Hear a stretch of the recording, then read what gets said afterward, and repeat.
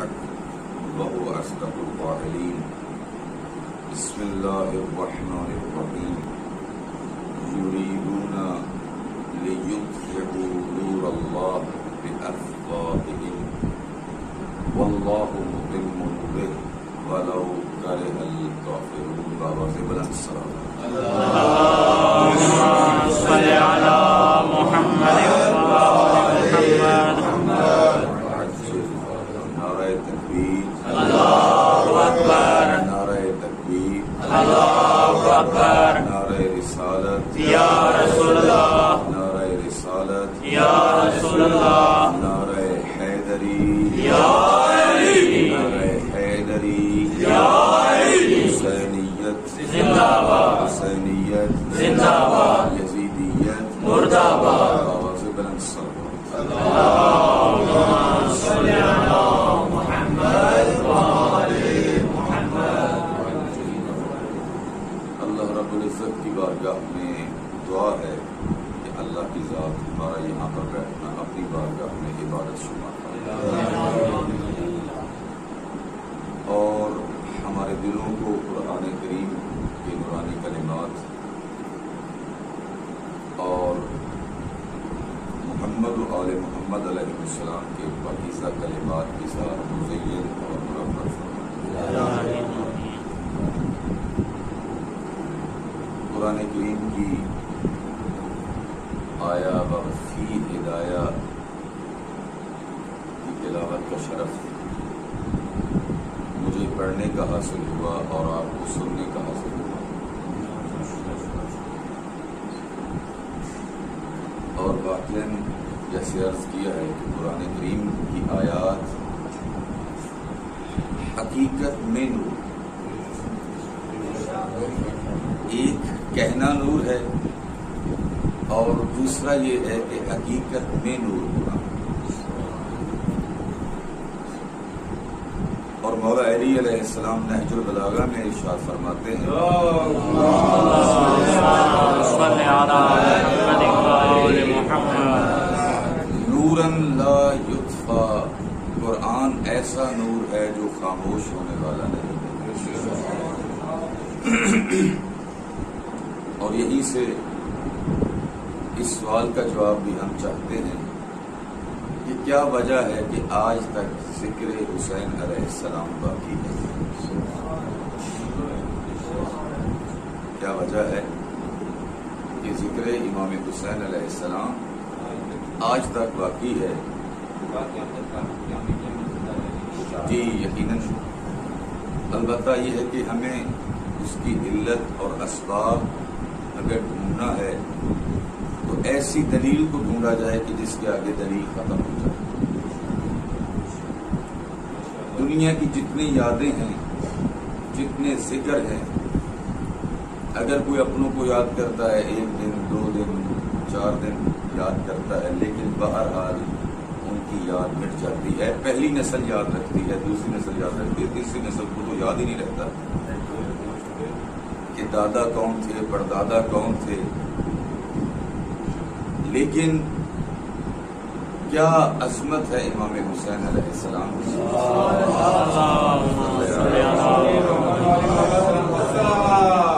اللهم صل على محمد وعلى محمد. کیا عظمت ہے امام حسین علیہ السلام کی. جیسے جیسے وقت بڑھتا جا رہا ہے، زمانہ آگے گزرتا جا رہا ہے، مولا حسین علیہ السلام کی عظمت نکھر کر ہمارے سامنے پیش ہو رہی ہے. ایک دور وہ تھا کہ جب ہم 40 اور چہلم کیا کرتے تھے، اب پوری دنیا امام حسین کا چہلم کرتے ہوئے نظر آتی ہے. اور شاید پچھلے سال یہاں پر جملہ عرض کیا تھا یا کسی اور مقام پہ، ہماری جو معاشرہ ہے اس میں شیطان نے ایسا کام کیا ہے، ایسی ضرب لگائی ہے. آپ کہیں گے ہمیں ضرب نظر نہیں آتی، یہی تو ادھر کمال ہے. تو جو ہے نا میرے دوستان والا، یہی تو اس کا کمال ہے کہ اس کی ضرب نظر نہیں آتی. نہ وہ خود نظر آتا ہے نہ اس کی ضرب نظر آتی ہے. قرآن کریم کی آیت ہے کہ وہ انسان کے قبلہ داڑھی اجازت جناب جسارت سبز کرتا ہے کہ وہ یمین کی طرف سے بھی حملہ کرتا ہے, یسار کی طرف بھی حملہ کرتا ہے, شمال سے بھی حملہ کرتا ہے, جنوب کی طرف سے بھی حملہ کرتا ہے, چاروں طرف سے حملہ کرتا ہے شیطان. ایسا نہیں کہ صرف ایک طرف سے حملہ کرتا ہے. دشمن ہوتا ہے, دشمن اگر آپ کے مقابل میں آ جائے تو ایک طرف سے حملہ کرتا ہے, لیکن شیطان ایسا انسان کا سرسخت دشمن ہے, شدت کے ساتھ دشمنی رکھتا ہے کہ وہ ہر طرف سے انسان کے اوپر حملہ کرتا ہے اور صرف قتل نہیں کرنا چاہتا, کہا میں اس کو ذبح کروں. ٹھیک ہے, اتنی سخت دشمنی ہے, چاروں طرف سے حملہ ہے, نظر آتا نہیں, نہ اس کی سازشیں سمجھ میں آتی ہیں.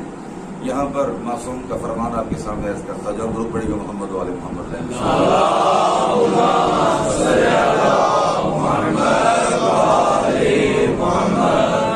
فرمایا اللہ نے انسان کو چاروں طرف حملے کی اجازت دی ہے, لیکن دو طرفیں باقی رہ گئی. چاروں طرف سے حملے کی اجازت ہے لیکن دو طرفیں باقی رہ گئی, کیونکہ وہ نجات کی طرفیں تھی, ایک آسمان والی دوسری زمین والی. فرمایا اگر اللہ کے سامنے دعا کرو گے, نجات کی دعا کرو گے تب نجات پا جاؤ گے, اگر اس کو سجدہ کرو گے تب نجات پا جاؤ گے.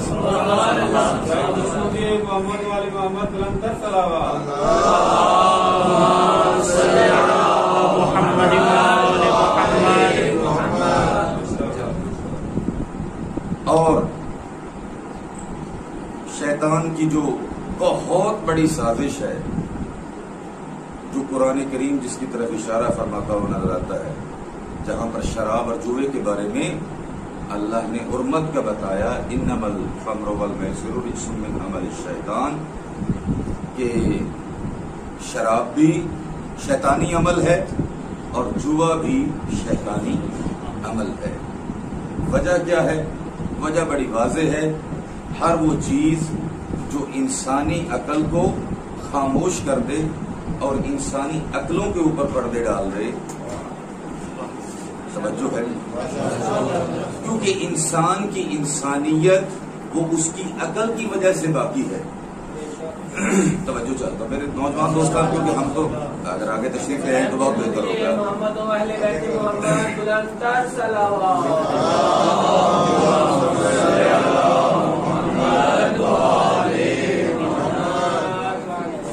انما الخمر والمیسر رجس من عمل والانصاب رجس من عمل الشیطان, شراب یہ بھی شیطانی عمل ہے اور جوا یہ بھی شیطانی عمل ہے, کیونکہ شراب وہ ہے کہ جو انسان کی عقل کو مار دیتی ہے, اور ہر وہ چیز کہ جو انسان کی عقل کے اوپر پردہ ڈالے اللہ نے اس کو کبھی پسند نہیں کیا. کسی مقام کے اوپر آدم علیہ السلام سے لے کے خاتم صلی اللہ علیہ وآلہ وسلم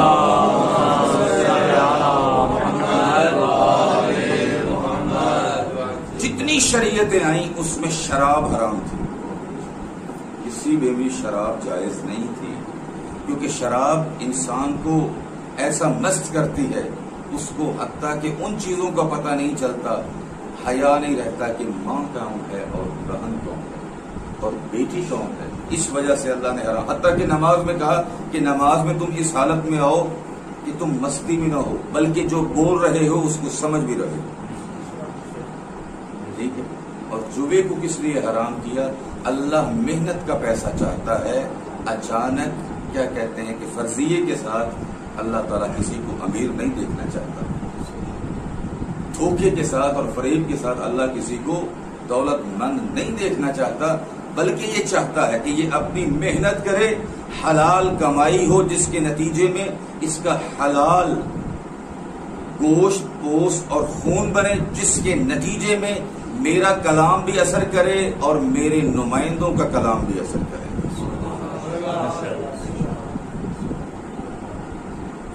میرا کلام بھی اثر کرے اور میرے نمائندوں کا کلام بھی اثر کرے. ہے نورانی کلام, لیکن جب انسان کے وجود میں حرام آ جاتا ہے تو جو عبادت بھی انسان کرے وہ اللہ کے لیے نہیں رہتی بلکہ وہ شیطان کے لیے ہو جاتی ہے. کیونکہ لامحالہ اس کی فکر صحیح نہیں رہتی. جب یہ فکر اس خون کے اوپر چلتی ہے، جب خون میں ایک قطرہ بھی اگر حرام اور نجس آ گیا تو وہ اس کو صحیح سوچنے سے رکاوٹ بن جائے گا. کیا بن جائے گا؟ مشکل بنتی ہے سوچنے میں، فکر جو ہے وہ خراب ہو جاتی ہے. اگرچہ یہ بات ہے ٹھیک کہ حرام انسان کے اوپر بہت زیادہ اثر کرتا ہے، گناہ بھی بہت زیادہ ہے، لیکن اللہ نے ایسے وسیلے رکھے ہیں کہ کبھی کبھی یہ ایسی ویکسین لگتی ہے کہ اس کا اثر ختم ہو جاتا ہے. توجہ ہے آپ کی؟ ایسا ویکسین ہے اللہ نے عطا فرمایا کہ جس کے ذریعے سے اس کے اثرات ختم ہو جاتے ہیں. ایک ویکسین کا نام جو ہے وہ اللہ کے خوف سے گریہ کرنا، اللہ کے خوف سے گریہ کرنا، اللہ کی عظمت کے خوف سے گریہ کرنا. یہ بھی امام رضا علیہ السلام ارشاد فرماتے ہیں،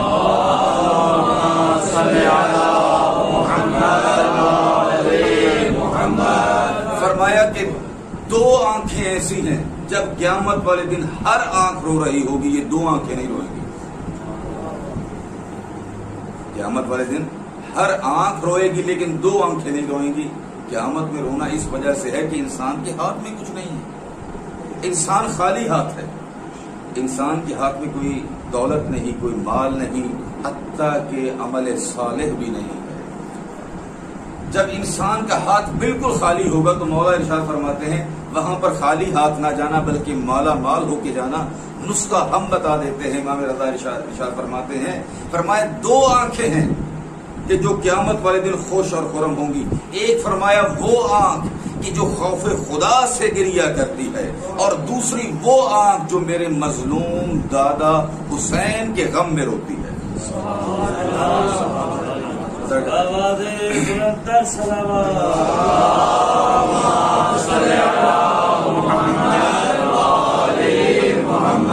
تھوڑا سا آگے تشریف لیں تاکہ پیچھے والوں کے لیے مشکل نہ ہو. اور آگے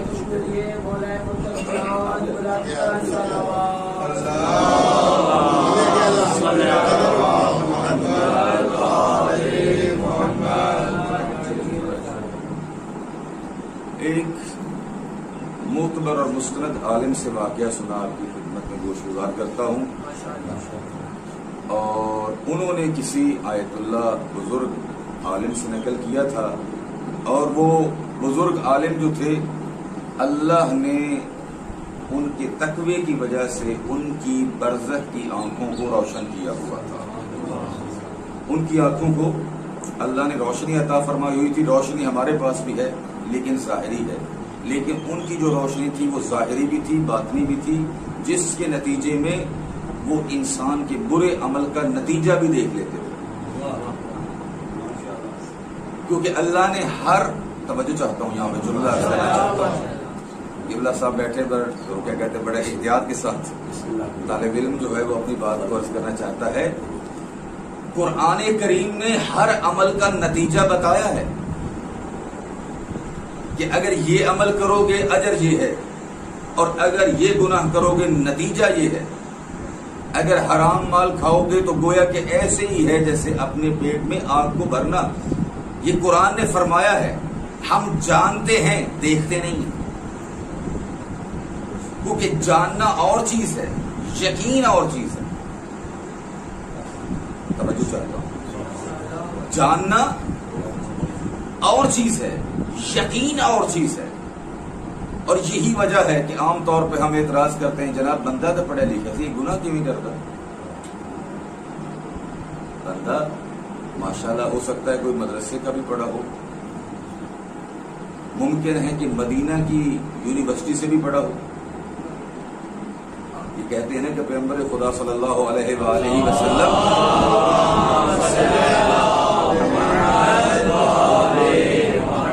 ایک نقطے کی طرف متوجہ کرنا چاہتا ہوں جہاں پر آج کی دنیا کو شبے میں ڈال دیا گیا ہے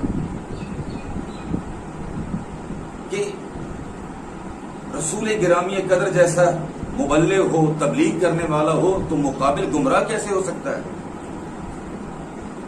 ایسا امکان ہے تو اس کا واضح سے جواب موجود ہے، قرآن کریم میں موجود ہے کہ قرآن کے الفاظ کو سننا اور اس کے معنی کو جاننا اور بات ہے، لیکن اس کو سمجھ کر اور اس کو پڑھ کر اپنی دل کی گہرائیوں میں جگہ دینا اور بات ہے، اور اس کے اوپر یقین پیدا کرنا اور بات ہے۔ ہم فقط الفاظ کو سنتے ہیں، ہمارے حافظے میں وہ الفاظ کے معنی جمع ہو جاتے ہیں، لیکن وہ یقین نہیں پیدا ہوتا۔ توجہ ہے میری طرف آپ کی؟ ہم پڑھتے ہیں، میں نے خمر کا معنی آپ کے سامنے عرض کر دیا، خمر کا معنی شراب ہے، میسر کا معنی جوا ہے، ٹھیک ہے۔ قرآن بسم اللہ الرحمن الرحیم شروع کرتا ہوں اللہ کے نام سے جو رحمان بھی ہے رحیم بھی ہے، لیکن ایمان سے بتائیے جیسے وہ رحمان ہے ویسے ہمارا اس کی رحمت کے اوپر اعتقاد بھی ہے، توجہ ہے، ویسے ہمارا اس کے اوپر یقین بھی ہے جیسے وہ رحمان ہے۔ اگر ویسے یقین ہو تو پھر ویسے ہی بارگاہ الہی میں عرض کرتا ہو نظر آئے گا، اللہم انی اسألک برحمتک التی وسعت کل شیء، میں سوال کرتا ہوں تیری اس رحمت کا جو کائنات کے ذرے ذرے کے اوپر چھائی ہوئی ہے۔ یہ مولا علی کا جملہ جو ہے واقعی امیر المومنین کو سمجھنا مشکل ہے، کیونکہ امیر المومنین کا ایمان، امیر المومنین نے یہ الفاظ نہیں بتائے بلکہ کائنات کے ذرے ذرے کو تلاش کیا اور تحقیق کی، تو اس کے بعد مولا علی کے یقین نے یہ بتایا کہ میرا یقین یہ کہتا ہے کائنات کا ہر ذرہ اس کی رحمت کی خبر دے رہا، سبحان اللہ سبحان اللہ، کائنات کا ہر وجود اس کی رحمت کی خبر دے رہا۔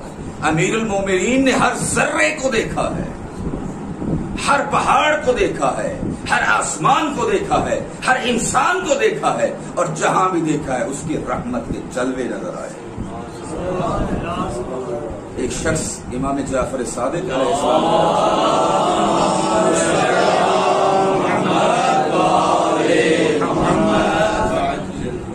کہتا ہے کہ مولا میرا اللہ کے اوپر ایمان نہیں ہے، میں اللہ کو نہیں مانتا۔ مولا نے فرمایا، توجہ چاہتا ہوں ایک جملہ نوجوان نسل کے لیے، مولا میرا اللہ کے اوپر ایمان نہیں، میں اللہ کو نہیں مانتا۔ مولا نے فرمایا یہ بتا تو آیا کہاں سے ہے؟ آیا کہاں سے؟ اس نے کہا ظاہر یاد پڑتا ہے شام سے میں آیا ہوں، شام سے مدینہ۔ مولا نے فرمایا شام سے لے کے مدینہ تک تو نے جتنی مخلوقات تھی ان میں تفاحص اور غور و فکر کیا ہے؟ اس میں غور و فکر کیا ہے کہ تو کہے کہ خدا نہیں ہے؟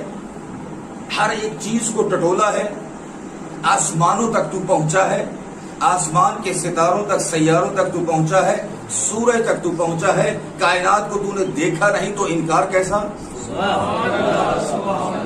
کائنات کو تو جانتا ہی نہیں تو انکار کیسا؟ یہی وجہ ہے ہماری غفلت کی، غور کیا نہیں لیکن انکار کر دیتے ہیں۔ آج کے دور کی یہ مادیت پرستی اور خدا کا انکار بڑا عجیب ہے، یہی وجہ ہے عقلوں کے اوپر پردے پڑ گئے، وگرنہ یہ کیسے ہو سکتا ہے مخلوق ہو اور خالق نہ ہو؟ درود پڑے گا محمد والے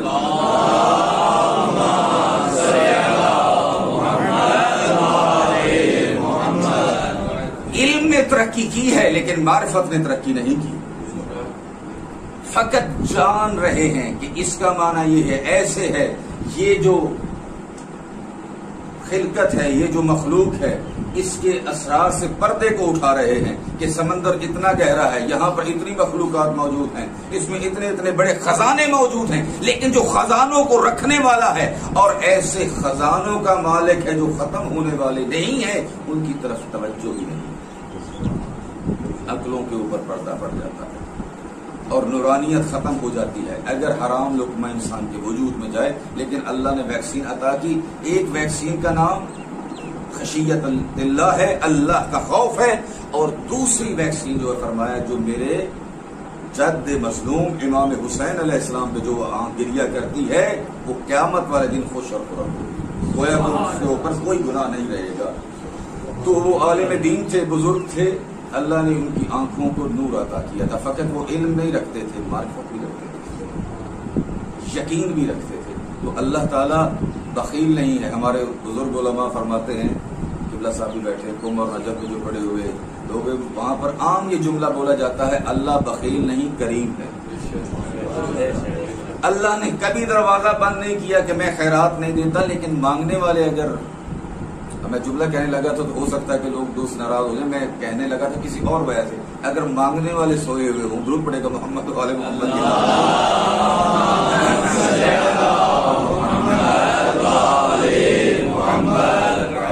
البتہ یہ سونا جو تھا وہ میرا دل کا سونا مراد ہے۔ جیسے وہ فارسی کا شعر تھا کہ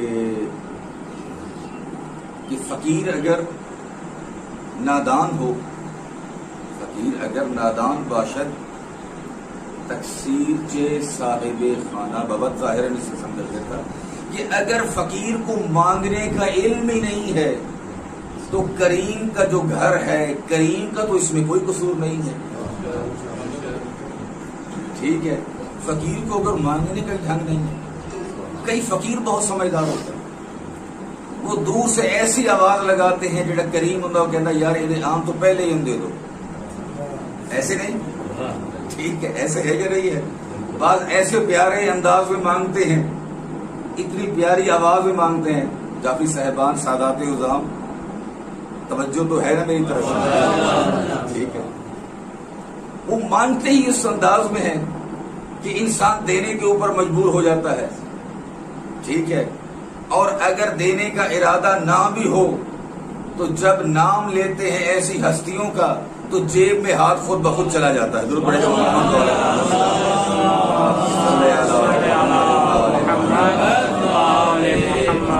تو دنیا کے یہ عام فقیر بھی اتنی معرفت رکھتے ہیں، اگر کسی سے مانگنا ہو تو ان ہستیوں کا نام سامنے رکھا جائے، کیونکہ یہ ان کو عبرت اور یہ سبق انہوں نے نبیوں سے سیکھا ہے، کیونکہ اللہ کے نبی بھی اس بارگاہ میں دعا کرتے ہوئے نظر آئے تو محمد والے محمد کے وسیلے سے کرتے ہوئے،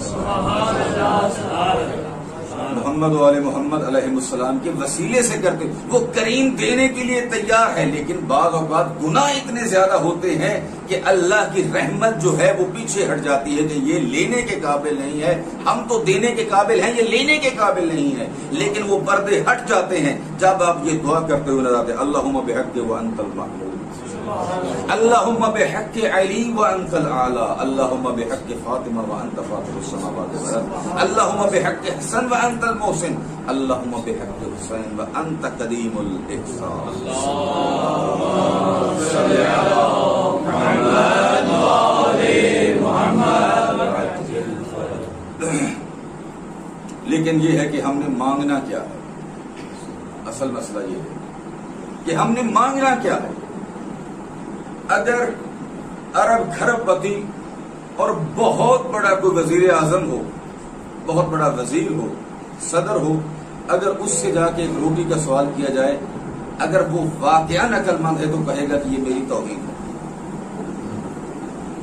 اگر وہ واقعہ عقل مند ہے وہ کہے گا میں پوری دنیا کی سلطنت میرے کو ہے، کہ منگی ایک روٹی، توجہ ہے میری طرف۔ اسی طرح جتنا وہ کریم ہے کہ جس کے خزانے ختم ہونے والے نہیں ہیں اور جس کی جنت کی ہمیں نہ ابتدا کا پتہ ہے نہ انتہا کا پتہ ہے، اتنی بڑی جنت ہے اور اتنی بڑی کائنات ہے، رزق اس نے دینا ہی دینا ہے۔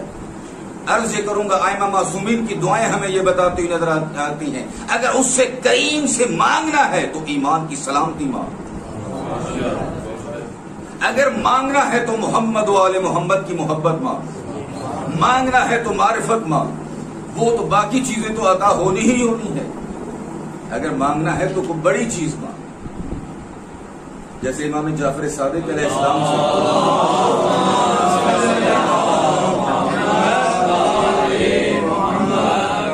کسی نے عرض کیا مولا میری جنت کے لیے دعا فرمائے، کس نے عرض کیا کہ مولا میری جنت کے لیے، مولا نے فرمایا جنت کی تمہیں ضرورت نہیں، جنت تو ہمارے شیعہ کے لیے لکھ دی گئی ہے،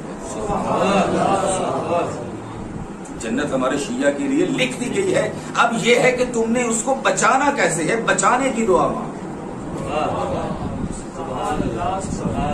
جنت کو بچانا کیسے ہے، اس چیز کی دعا مانگ۔ جنت ہمارے شیعہ کے لیے لکھ دی گئی ہے، اگر شیعہ ہے، البتہ اگر شیعہ ہے۔ اگر شیعہ بننا البتہ آسان نہیں۔ وہ عالم دین کہتے ہیں کہ ان کے سامنے سے ایک کوئی شخص گزرا تو بڑے حیران ہوئے اس کو دیکھ کے، کیونکہ اس کے گناہ کا اثر اس کے سامنے نظر آ رہا تھا۔ البتہ عام لوگ اس کو نہیں دیکھ پا رہے تھے، لیکن جب اس عالم نے دیکھا کہ جو معرفت رکھتا تھا، جس کا دل روشن تھا، علم بھی رکھتا تھا اور معرفت بھی رکھتا تھا قرآن اور محمد والے محمد کے فرمان کی، تو بڑے دیکھ کے اس کو پریشان ہوئے۔ تھوڑی دیر کے بعد وہی شخص دوبارہ واپس آیا۔ دور پڑتے ادھر آگے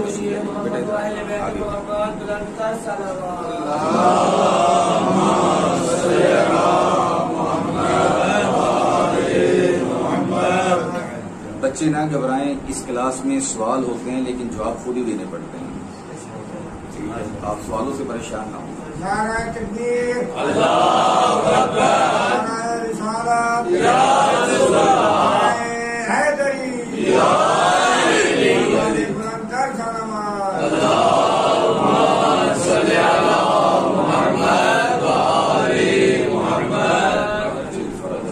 اللہ رب العزت جو سب سے بڑا سچا ہے اور نبی دو عالم جو سب سے بڑے سچے ہیں، جب انہوں نے خبر دی ہے کہ اگر یہ کام کرو گے اس کا یہ نتیجہ ہے، اگر یہ کام کرو گے اس کی سزا یہ ہے، تو لا محالہ اس میں شک ہی نہیں ہے۔ ان اللہ لا یخلف المیعاد، اللہ اپنے وعدہ کی خلافی کبھی نہیں کرتا۔ جو اس نے کہا ہے وہ ہو کے رہے گا۔ جنت کا یقین ہے تو اس کے وعدے کی وجہ سے، اور محمد و آل محمد کی ہمسائگی آخرت میں ملے گی تو یہ بھی اس کا وعدہ ہے، یہ بھی اس کا وعدہ ہے۔ ٹھیک ہے، البتہ پھر موضوع میرا بہت آگے جائے گا، انشاءاللہ وہ بھی عرض کروں گا کہ وہ رفاقت کیسے حاصل ہوتی ہے۔ تو لا محالہ اس مومن نے کوئی ایسا گناہ کیا تھا، ایک مرتبہ وہ عالم دین چونکے، جب دوبارہ آئے تو حیران ہوئے، اس کے پاس جا کے کہتے ہیں کہ جب تو گیا تھا تو میں نے تجھے کسی اور شکل میں دیکھا۔ کیونکہ روایات کے جملے میں صرف مثال کے طور پر کچھ چیزیں عرض کروں گا، مثال کے طور پر یہ نہ سمجھیے گا کہ مثلا ہو سکتا ہے کہ میں موضوع اس طرف لے کے جا رہا ہوں۔ روایات میں ہے جو شخص تکبر کرتا ہے، اپنے آپ کو بڑا سمجھتا ہے، توجہ ہے نا میرے بچوں، جو شخص تکبر کرتا ہے، اب خود پسندی کرتا ہے، اپنے علاوہ کسی کو پسند نہیں کرتا، اگر ہم اپنے علاوہ دوسروں کو پسند کریں تو دوسروں کی رائے کو بھی ترجیح دیں، دوسروں کی رائے کو بھی ترجیح، اور انسان ترجیح دے دیتا ہے، لیکن بالخصوص جو اپنے سے چھوٹا ہو اس کی رائے کو کبھی ترجیح، مقام میں تھوڑا ہو تب ترجیح نہیں دیتا، منزلت میں تھوڑا ہو تب ترجیح نہیں دیتا، جس کے اوپر احسان کر رہے ہیں اس کو کبھی ترجیح، توجہ ہے، جملے بڑی تیز ہے، اور بالخصوص کیونکہ بیویاں مجبور ہوتی ہیں، انہوں نے گل ترجیح دینا بڑا اوکھا کام ہے، ایسے ہے یا نہیں ہے؟ البتہ حد سے زیادہ ترجیح کی میں بھی بات نہیں کر رہا، حد سے زیادہ نہیں کہ دین کے مقابلے میں وہ مخل ہو نہ، لیکن انسان عموماً بچوں کی باتوں کو ترجیح نہیں دیتا، یہ اس کا تکبر ہے، البتہ چھوٹا تکبر ہے، بڑا نہیں۔ اسی طرح سے جس کے اوپر احسان کیا ہو اس کی بات کو ترجیح نہیں دیتا، نہیں، جہاں سے اچھی بات ملے، خذ الحکمت ولو بصدر المنافق، فرمایا حکمت کی بات لے لو، مولا علی علیہ السلام نے فرمایا اگرچہ وہ منافق کے سینے میں کیوں نہ ہو، کیونکہ حکمت کی بات اس کا ورثہ نہیں ہے، یہ ورثہ مومن کا ہے، ورثہ یہ مومن کا ہے، تو جہاں سے ہے وہ ورثہ لے لو، وہ خزانہ لے لو، کیونکہ وہ اس کا امین نہیں ہے، امین تم ہو، امین تم ہو، لہذا لے لو، لہذا اسی وجہ سے کئی ایسے فضائل ہیں ہم جو دوسروں سے لیتے ہوئے نظر آتے ہیں۔ درود پڑھے گا محمد والے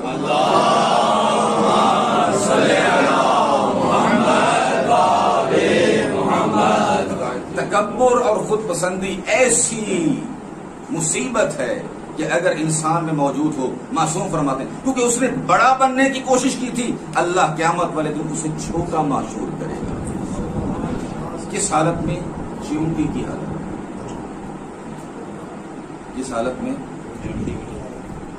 نہ بڑا بنتا، کیونکہ کبریائی اور تکبر اللہ کی رضا ہے، یہ معصوم کا فرمان ہے، یعنی رضا سے مراد کیا ہے؟ یہ فقط اس کے اوپر جچتی ہے اور کسی کے اوپر نہیں جچتی، اور اسی نعرے کو آپ کے امام زین العابدین حتیٰ کہ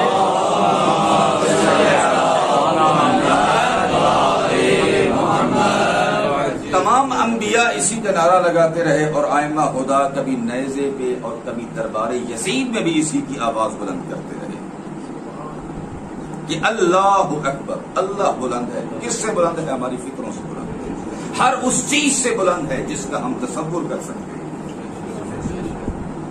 یہ گناہ کی نتیجہ، گناہ کا نتیجہ عرض کیا ہے کہ اگر تکبر، اللہ بچائے، اللہ محفوظ رکھے۔ وقت نہیں ہے عرض کروں جو، اور یہ بیماری میں فرق ہے۔ ایک بیماری وہ ہے فوراً واضح ہو جاتی ہے، آنکھ میں زخم لگا واضح ہو گیا، ٹھیک ہے، دل میں درد ہوا واضح ہو گیا، لیکن کہتے ہیں کہ جگر کی بیماری ایسے اس کا پتہ ہی نہیں چلتا۔ تکبر ایک ایسی بیماری ہے، توجہ چاہتا ہوں، ایک پوری کتاب ہے اس کے اوپر، میں فقط اس کا ایک جملہ عرض کرنا چاہتا ہوں۔ تکبر ایسی بیماری ہے 6000 سال تک شیطان کو پتہ ہی نہیں چلا میرے اندر تکبر ہے۔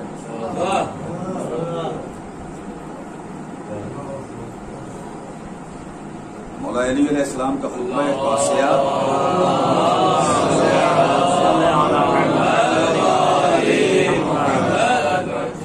6000 سال تک سجدے کرتا رہا، اور وہ واقعاً سجدے تھے، یہ ذہن میں رکھیے گا، دکھاوا نہیں تھا۔ اگر دکھاوا ہوتا تو اللہ اس کو مقام عطا نہ کرتا، اس کو فرشتوں میں جگہ نہ دیتا، تو پتہ چلتا ہے کہ اس کا واقعاً بہت بڑا مقام تھا، لیکن اس کے اندر بھی یہ بیماری رہ گئی۔ 6000 سال بعد جا کے پتا چلا جب اللہ نے آدم کے سامنے سجدے کا حکم دیا، ابا واستکبر وکان من الکافرین، قرآن کریم فرماتا ہے اس نے انکار کیا۔ انکار کی علت کیا تھی؟ اس کے دل میں تکبر کا بیج تھا۔ اگر یہ تکبر کا بیج نہ ہو تو ولایت علی مشکل نہیں ہے۔ کون ہے جو پھول کی خوشبو کو پسند نہ کرے؟ کون ہے جو بلندیوں کو پسند نہ کرے؟ کون ہے جو معراج کو پسند نہ کرے؟ توجہ ہے میری طرف؟ یہ کون ہے ایسا کہ جو بلندیوں کو پسند نہ کرے؟ کیونکہ علی ایک ایسی ہستی کا نام ہے جس کے قدموں میں بلندیاں جھکتی ہوئی نظر آتی ہیں۔ ابن ابی الحدید کا جملہ ہے، بہت بڑے عظیم عالم اہل سنت کے، وہ کہتے ہیں کہ ہر بلندی یہ چاہتی تھی کہ علی علیہ السلام کا قدم مجھ کے اوپر آئے اور میں مزید بلندیوں کے اوپر چلی جاؤں۔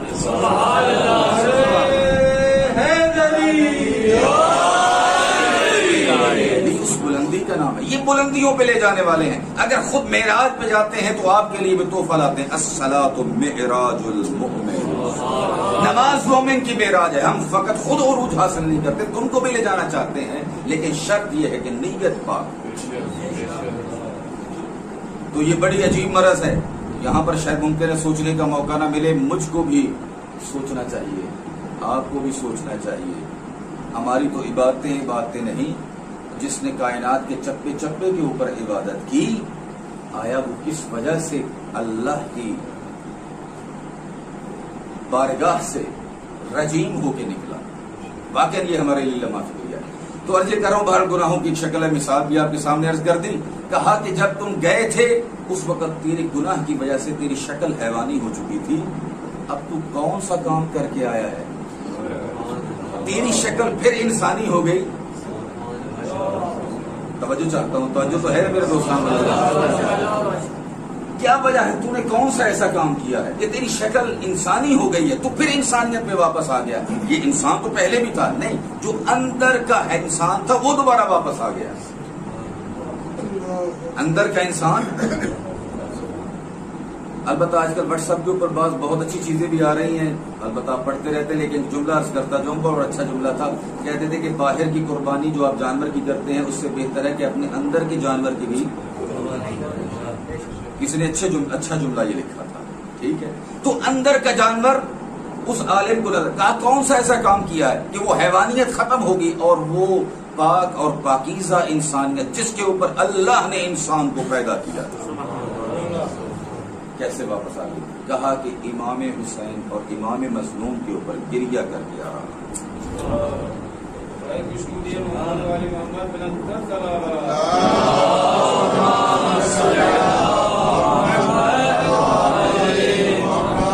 گریہ کر کے امام مظلوم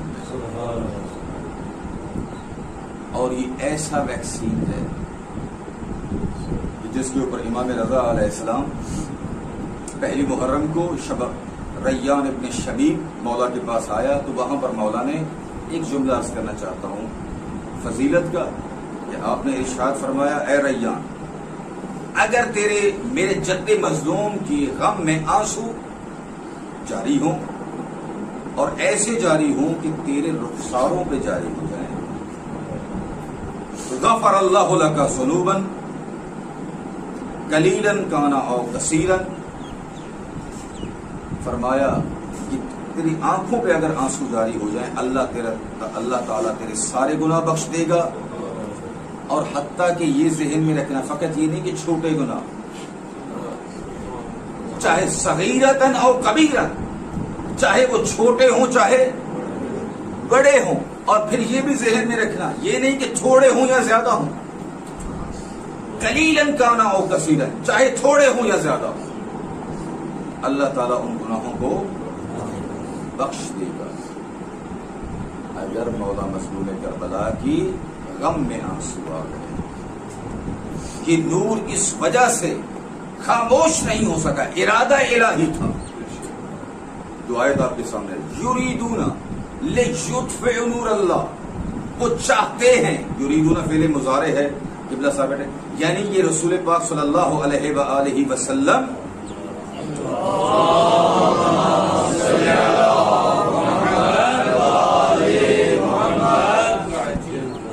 قرآن اسی دور میں نازل ہوا ہے نا تو مانا یہ ہے کہ اللہ تعالیٰ ان کے ارادوں کی خبر رسول کے دور سے دے فعل مضارع کا مطلب یہ ہے کہ اس وقت بھی ان کا ارادہ تھا اور قیامت تک ارادہ ہے کس چیز کا لیطفئ نور اللہ کہ وہ اللہ کے نور کو بجھا دے کس سے بافواہہم اپنے منہ کے ساتھ واللہ متم نورہ لیکن اللہ اپنے نور کو مکمل کرنے والا ہے جب اللہ جس کو رکھے اسے کون چکے اس نور کو روشن اللہ نے کیا ہے یہ بجھنے والا نہیں ہے اس آیت کی وضاحت انشاءاللہ کل کروں گا یہ نور ایسا ہے جو بجھنے والا نہیں ہے ان الحسین سفینۃ النجاۃ ومصباح الہدی یہ رسول گرامی قدر کی زبان سے یہ جملہ نکلا اور قیامت تک کے لیے حسین کا سفینہ ایسا سفینہ ہے جو گناہگاروں کو ساتھ لیتا جائے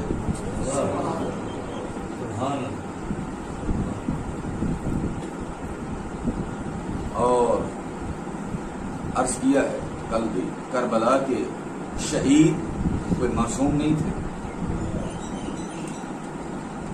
غیر معصوم تھے لیکن اس مقام کے اوپر فائز کیا مولا حسین علیہ السلام کی ذات نے کہ جو حسینی بنا ان کے اوپر آئمہ خدا کا سلام آیا اور حتیٰ کہ ایسے ایسے شہید جیسے جناب سعید ابن عبداللہ حنفی کا کل عرض کیا کہ امام زمانہ جیسی ہستی یہ کہتی حاشرنا اللہ مع المستشہدین جیسے تم نے شہادت اختیار کی اے اللہ ہمیں بھی ان شہیدوں کے ساتھ شمار فرما شہید نماز جوانوں کے لیے آج ایک جملہ عرض کرنا چاہتا ہوں کربلا کے شہید بڑے عجیب ہیں اور کربلا کی فوج بھی بڑی عجیب فوج ہے فوج میں مد نظر رکھا جاتا ہے کہ اس فوج میں اس کا سن اتنا ہو اس کی عمر اتنی ہو اس کا میڈیکل یہ ہو لیکن کربلا کی عجیب فوج ہے جس میں 70 سالہ اور 90 سالہ بوڑھا بھی نظر آتا ہے اور 6 مہینے کا سپاہی بھی نظر آتا ہے 6 مہینے کا سپاہی بھی نظر آتا ہے اور مظلوم کربلا نے بڑی عجیب قربانی کی ایک شہید جس کا نام ہے عمر ابن جنادہ عمر ابن اس کے والد جنادہ وہ بھی رسول کے بیٹے کی معیت اور قدموں میں شہید ہوئے پہلے حملے میں یہ جو عمر ہے جس کا نام عمر ہے اس کا والد ہے جنادہ اور عمر کی والدہ بھی خیموں میں سامنے موجود تھی یہ بھی ذہن میں رہے جب تک ہم کیفیت کو نہیں سمجھتے شہید کی شہادت کو سمجھنا بھی مشکل ہے شہید کی والدہ بھی خیموں میں سامنے کھڑی دیکھ رہی تھی اور عمر کی عمر کتنی ہے؟ 11 سال. کتنے سال ہے؟ 11 سال. بابا شہید ہوئے پہلے حملے میں، اور تھوڑی دیر کے بعد دیکھا کہ خیمے سے ایک جوان ہے، نوخیز جوان ہے، کمر پہ تلوار حمائل کیے ہوئے باہر نکلتا ہے. مولا حسین رو کے کہتے ہیں کہ اے جوان، تیرے تو بابا شہید ہوا ہے، ابھی تو تیرا باپ شہید ہوا ہے، آیا تیری ماں یہ پسند کرے گی تو بھی شہادت کے لیے جائے؟ تو بڑا عجیب جملہ ہے جوانوں کے لیے. حسینی جوان ایسے ہوتے ہیں، حسینی جوان ایسے ہوتے ہیں. فرمایا ان امی التی ہی امرتنی، اے میرے مولا میری ماں نے تو مجھ کو بھیجا ہے. یہ تلوار اسی نے حمائل کی ہے، یہ لباس جنگی مجھے اسی نے پہنایا ہے کہ جب تک میرے مولا حسین پہ شہید نہ ہو میں راضی نہیں ہوں گی. اور اس جملے کا میری ماں نے ہی بھیجا ہے، یعنی اسی نے مجھے زور دیا ہے، اسی نے شوق دلایا ہے کہ جاؤ اپنے امام کی خدمت میں، جاؤ جا کے اجازت لو، تمہارے بابا شہید ہو چکے، لیکن میں راضی اس وقت ہوں گی جب تم شہید ہو جاؤ. مولا نے اجازت دی. اب دیکھیے اس کا رجز دیکھیے، 11 سال کا سن ہے، لیکن معرفت دیکھیے. اس کا مطلب یہ ہے، ہو سکتا ہے انسان کا سن جو ہے وہ 11 سال کا ہو، لیکن اس کی معرفت جو ہے وہ 60-70 سالہ کے بوڑھوں سے بھی بلند ہے. بچہ لیکن اس کی معرفت جو ہے وہ بڑی عظمت کے اوپر. 11 سال کا جوان آ کے یزیدی لشکر کے سامنے آ کے رجز پڑھتا ہوا نظر آیا. امیری حسین و نعم الامیر، میرا امیر اور بادشاہ حسین ہے اور سب سے بہترین امیر ہے. اور کہا سرور و فؤاد البشیر النذیر، جس حسین کو تم نے گھیرا ہے یہ تو نبی کے دل کی ٹھنڈک ہے. سرور و فؤاد البشیر النذیری، یہ تو نبی کے دل کا سرور ہے حسین جس کو تم نے گھیر رکھا ہے. وہ علی و فاطمہ تو بولا، تم جانتے نہیں ان کے بابا کون ہے؟ تم جانتے نہیں اس کی والدہ کون ہے؟ اور یہ کہتا ہے حل تعلمون لهم من نذیر، تم جانتے ہو ان کے تو بابا اور والدہ وہ جن کی کائنات میں مثال ہی نہیں ہے، جن کی کائنات میں مثال ہی نہیں، تم اس کو شہید کرتے ہو. آیا میدان جنگ میں شہید ہوا، دشمن نے ماں کے کلیجے کو غم آلود کرنے کے لیے، غم انگیز کرنے کے لیے ماں کے سامنے نوجوان کا گلا کاٹا. اجرکم علی اللہ، اجرکم علی اللہ. امام جعفر صادق جی کہتے ہیں اللہ کی رحمت، و سجدے میں دعا ہے امام صادق کی، اللہ کی رحمت ہے اس گریا اور نالا پہ جو میرے مظلوم دادا حسین کے غم میں بلند ہوتے ہیں. جب ماں کے سامنے 11 سال کے بچے کا سر ذبح ہو رہا تھا، ماں کی حالت کیا ہوگی. لیکن میں کہوں گا ہے عمر کی والدہ، آپ کا بچہ تو 11 سال کا ہے نا، لیکن ایک وہ بچہ بھی ہے جو حسین سے جس کی شہادت برداشت نہ ہوئی، جس کا سن آپ سے بہت چھوٹا ہے، جو ماں کو ماں نہیں کہہ سکتا اور بابا کو بابا نہیں کہہ سکتا، لے کے چلے مقتل میں شبیر اصغر کو اس لیے کہ زندہ میں بالوں سے یہ پالا نہ جائے گا.